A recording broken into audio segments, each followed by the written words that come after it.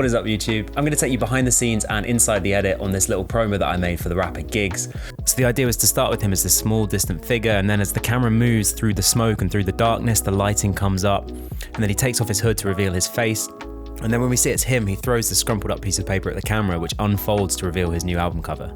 And of course, we had to make it into a perfect loop for Instagram. I don't know why this is such a thing at the moment, but it is, so that's what we did. So in this video, I'm going to talk to you about the shoot. I'm going to show you the camera kit that we used. I'm going to talk to you about the lighting. 3, 2, 1, and paper drop. It's a good landing, I like that. And then we're going to go inside the edit and I'll show you everything that I did in After Effects and then in Cinema 4D as well. Let's do this.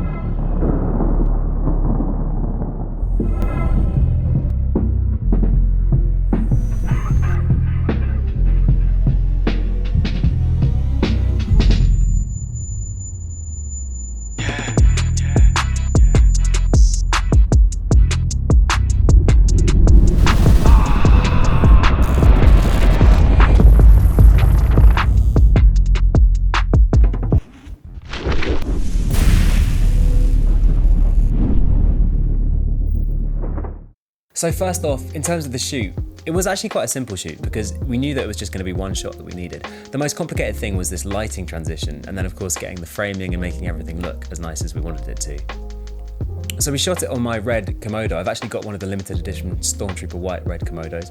We rigged it on the Movi Pro gimbal and we mounted it vertically. And then lens-wise, it was just a 24mm Samyang Cine Prime lens that we used.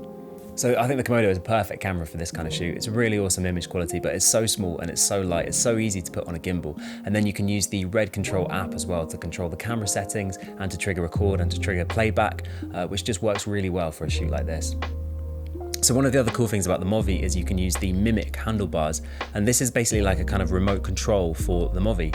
Somebody else, wherever it is, can be operating the Mimic and picking out the shot. And then the operator or the DOP doesn't have to worry about that. They can just worry about keeping the camera nice and stable. So we actually had 3 of us working together to operate the camera for this. We've got the DP, we've got whoever's using the Mimic handlebars, and then we've got a first AC as well, who's pulling focus behind the scenes.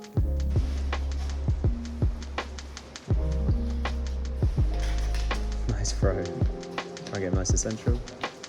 Don't worry about that, I'll edit it out. It makes it feel a little bit closer to what you might get from a Steadicam with a slightly more natural pan and roll motion. Lighting wise, the key light with a couple of ARRI HMIs behind a big 8-foot square diffusion. We had an egg crate in front of the screen as well to stop the light spilling around too much. And then we had some big black poly boards on the other side of the studio, which added a bit of negative fill and just created more contrast on the other side of his face. So to create the lighting transition, we had somebody doing the dimmer, and as we pushed in, we dimmed up the key light. So we really did create the transition in camera. It wasn't all just done in post. And the other thing we did is we threw a bunch of Astera tubes up on C-stands in the studio because we wanted to make the realistic lighting flickers at the start. We could have just done it in post by adding an overall flicker to the exposure, but we were thinking if it was real lightning, it would have been coming in from all different angles. And we didn't want to just have like an overall flicker on the whole scene. We wanted to make it feel as natural as possible. So that's why if you zoom in nice and close, you can see there are moments where there's a little highlight on the shoulder here, or this bit here gets a little bit brighter. And that's because we've got these Astera lights flicking in from all different sides of the studio. So the other thing I did in the studio is I stuck up a bunch of tracking markers on the back wall. And what I used is just a bit of electrical tape. I put some crosses in behind him. And you might have seen this in behind the scenes on VFX shots. And the reason you do this is because you want to be able to get a proper camera track from the shot. You need to be able to track the movement of the camera. And to do that, you need contrasty points.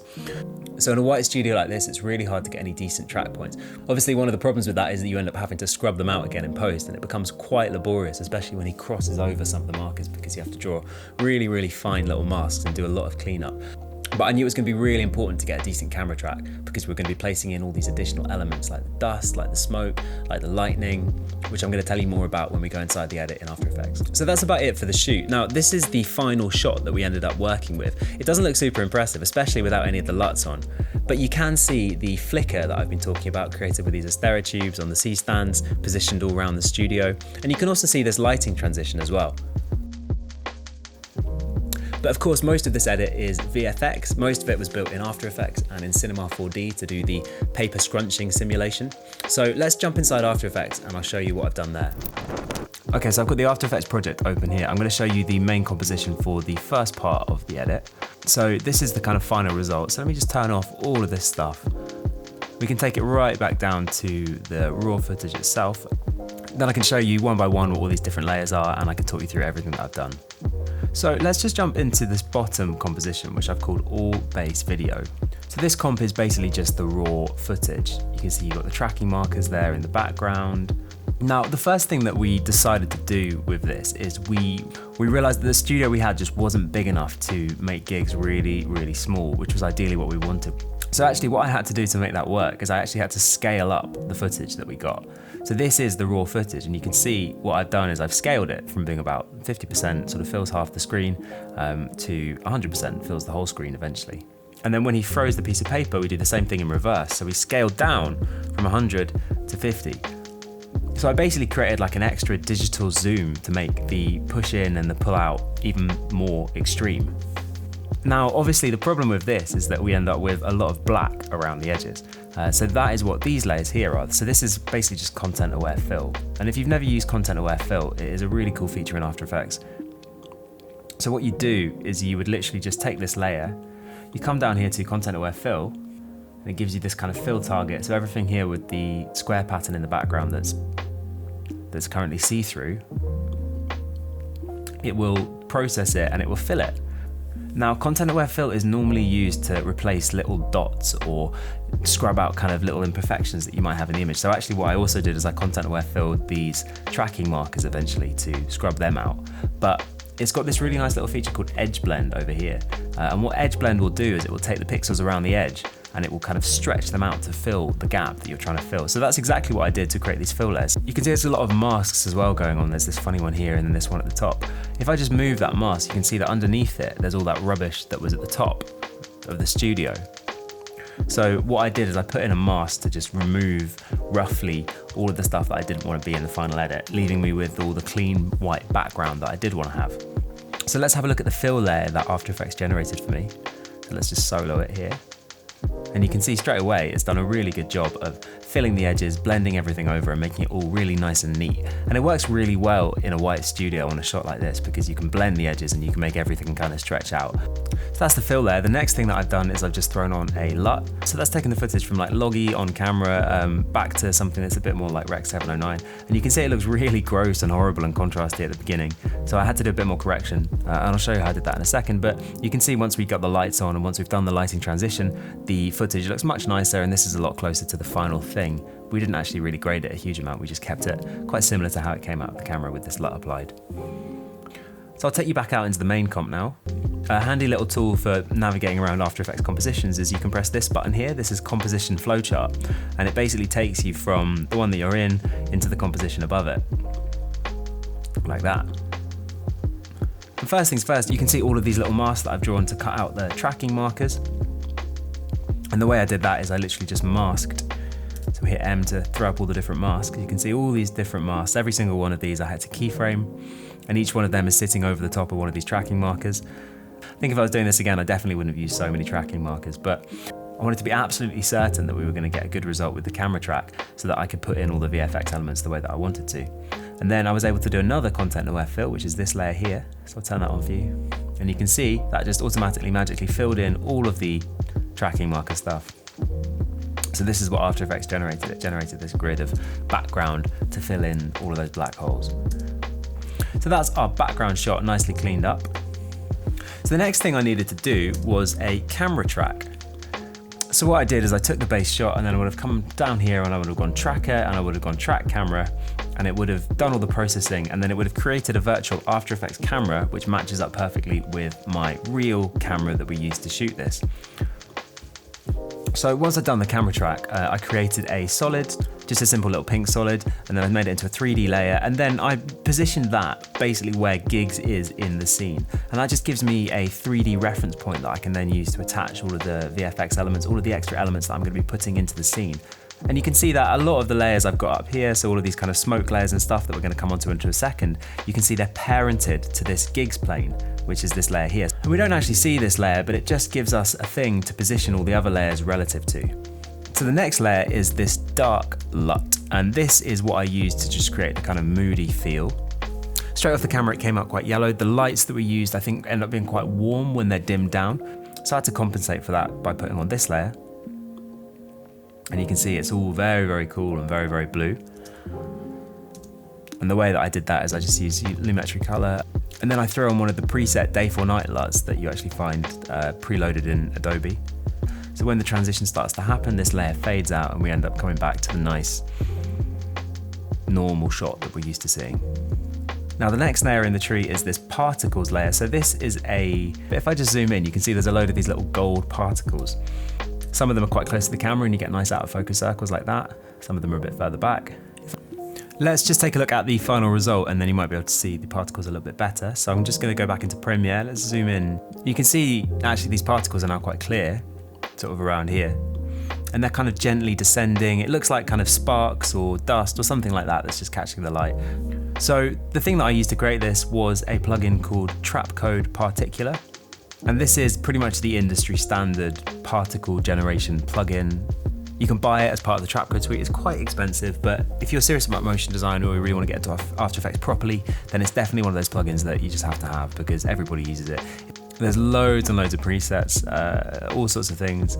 Those are really cool effects like this ring emitter, whatever that is. So it's a super powerful plugin. You can do pretty much anything with it. And I've just done something really simple with it here. I've just created these kind of gold dusty flecks that float in the space. And the really cool thing about Trapcode Particular is that it will use your camera that you've got in your composition. Let's just have a look at this final thing again. So you can see that as we're moving through these particles, it really feels like we're in 3D space and these particles are really a part of the scene. It's not just like a 2D dust layer that you could have put in there. It's like a proper 3-dimensional layer. And that's the power of Trapcode Particular. So I definitely recommend that. Anyway, so the next few layers we're going to talk about are these sort of thunderstorm lightning layers. So let me just turn all of them on. So we've got thunderstorm lightning, lightning in the sky, smoke, dense cloud, more smoke. So these are basically just like kind of stormy textures that I found online. So this is literally just a lightning storm going off. I think I got this on Envato Elements or something like that. And that's just sitting up here in the top of the sky. This one is a nice little smoky loop. I'll just play that through. So to create the atmosphere and the smoke and the haze, I literally just threw on a couple of textures of smoke and haze, and then I set the blending mode to either add or lighten or screen. Kind of just depends, you know, which you think looks the best. Obviously make sure that these are set to be 3D layers, and then like I said already, I've attached them to the GIGGS plane, so that kind of positions them in the right place in 3-dimensional space. What I might also have done with the smoke layers is just move them a little bit closer to the camera, so it kind of feels like we're really passing through them. So the next couple of layers we've got are these lightning balls, and that's basically the kind of glowing energy field that I've put over the piece of paper when he throws it up. So let's just jump into that. So this, I'm quite proud of this, I think this is quite a cool texture that I built. So the way I made this is first of all I took a black solid and then I applied an effect called turbulent noise. And turbulent noise just creates a cool noise field like this. And then I set it to strings. I was just playing around with the different settings to try and get something that I liked. Set it to strings. And then in brightness, I wrote a little expression called wiggle 10. So that basically says 10 times every second, you're gonna wiggle the brightness value by 50. And that means that the brightness is just gonna vibrate up and down. It's gonna flicker, which is the way that we wanted it to. And then I've also keyframed the evolution just to make this thing move around. So this is all done just using a stock After Effects effect. And then I chopped it out into a circle by using this shape layer. I'll show you that. So that's just a circle. And then I used a track matte, alpha matte, shape layer above. So it chops out the noisy electricity texture that we've created using the circle that we put above it. And then if we jump back into the main comp, what I did is I put a little motion tracker on when he throws up the ball, and then I used that to fix this little lightning ball thing that I've made. And then I've applied an effect called Optical Glow, and this is another Red Giant plugin. It's a really, really good glow plugin. It's much better than the default After Effects glow. Just makes everything look much more natural, much more interesting. So I set the color to blue, and then I set the size up to 500, so there's a nice big glow. And it just makes those electricity waves that I created glow nicely as they sit on top of the ball. If you're interested in finding out a bit more about optical glow, then you can check out the Bugsy Malone tutorial that I've done, because I talked a lot about optical glow in that one. and I use it in all my projects. It's a really cool plugin. I would definitely recommend taking a look at it. So that's actually it when it comes to the stylization of this introductory section. So what happens next is he obviously throws the paper, and I had to create that moment where the real paper becomes the VFX fake paper. So you can see this is pretty much where that happens. So the real paper gets to this point and then it disappears. And what I did for that is I just used content aware fill again. It made it quite easy to rub it out. It was just up here and then up here for a couple of frames. So that's the end of part 1 of this tutorial. In part 2, we're going to go into Cinema 4D. I'm going to talk you through how I did the 3D animation of the piece of paper. And then we'll come back into After Effects and I'll show you how I did the beginning or the ending when the paper falls down onto the ground and you get the cool smoke and spark explosion there. So definitely check out part 2 if you're interested in finding out some more. Alright, so that is it. I hope this was interesting. I hope you learned something. If you've got any questions or anything you want to ask, please do leave a comment or drop me a message. I'll try my best to answer it. If not, you know what to do. Hit like, hit subscribe, and I'll see you for the next video.